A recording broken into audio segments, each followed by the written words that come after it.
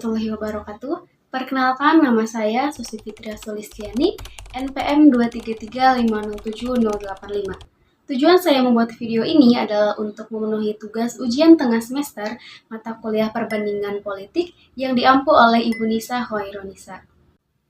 Nah, di sini saya mengambil judul perbandingan antara Parlemen Indonesia dengan Amerika Serikat dalam menjalankan kewenangannya.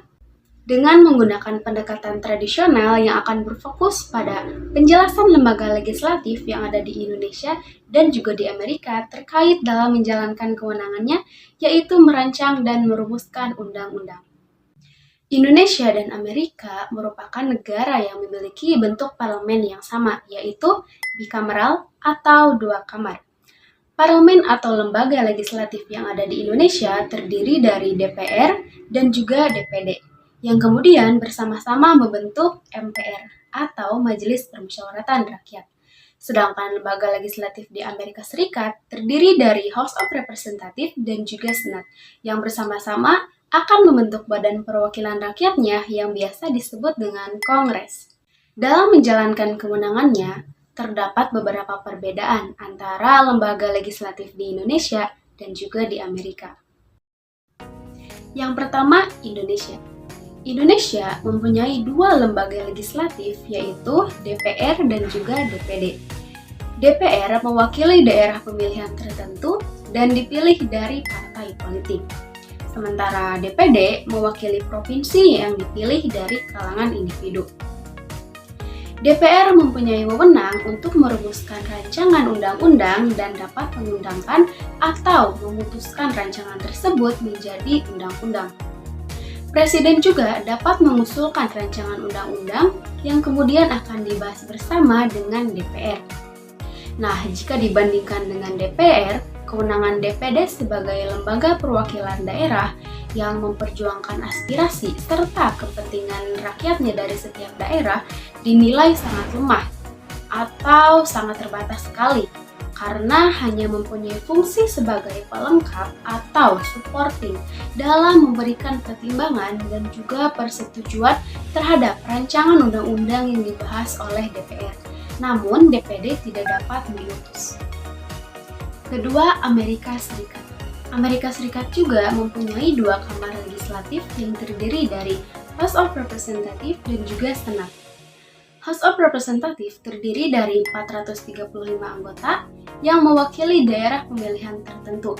Sementara Senat terdiri dari 100 anggota yang mewakili negara-negara bagian.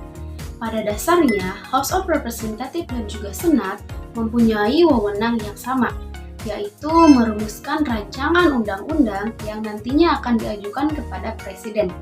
Dan Presiden akan menentukan apakah ia akan memutuskan atau memveto rancangan undang-undang tersebut.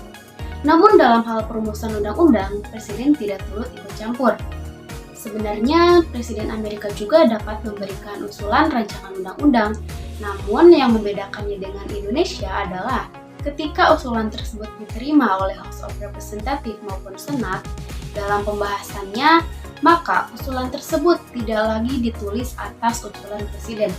Namun, rancangan undang-undang tersebut menjadi milik House of Representatives ataupun Senat, tergantung pada kamar yang mana Presiden mengusulkan rancangan.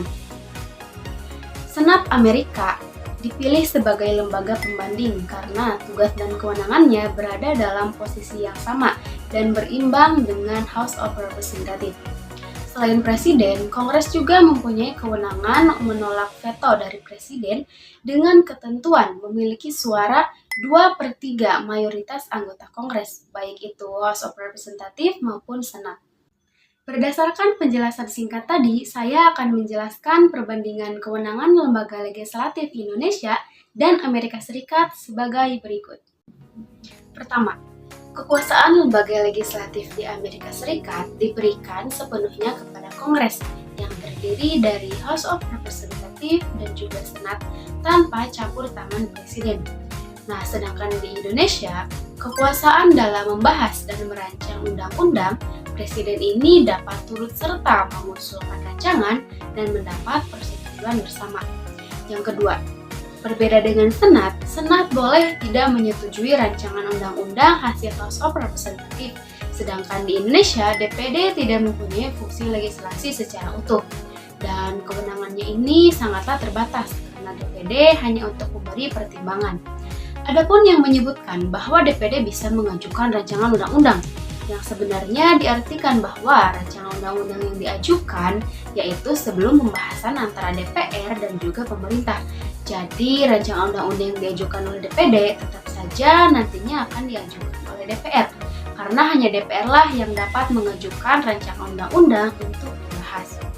Setelah mengetahui tugas dan wewenang masing-masing lembaga legislatif di Indonesia dan juga Amerika Serikat, saya jadi mengetahui bahwa peran DPD di Indonesia tidak berjalan sesuai dengan pakem demokrasi yang sebenarnya dan dapat dikatakan sangat lemah karena terdapat ketimpangan antara dua kamar legislasi yang lazim disebut bikameralisme. Sedangkan peran antara House of Representatives dan juga Senat di Amerika Serikat sangatlah kuat karena memiliki wewenang yang setara.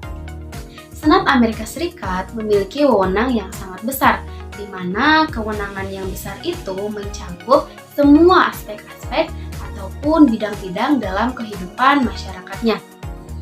Nah, DPD seharusnya melakukan reposisi agar perannya dapat setara dengan DPR. Efektivitas sistem bikameral dalam lembaga legislatif ditentukan oleh perimbangan kewenangan antara kamar. Dalam kasus DPD ini, sistem bikameral yang efektif hanya dapat dilakukan dengan melakukan penataan ulang terhadap fungsi legislasi secara total dan juga menyeluruh.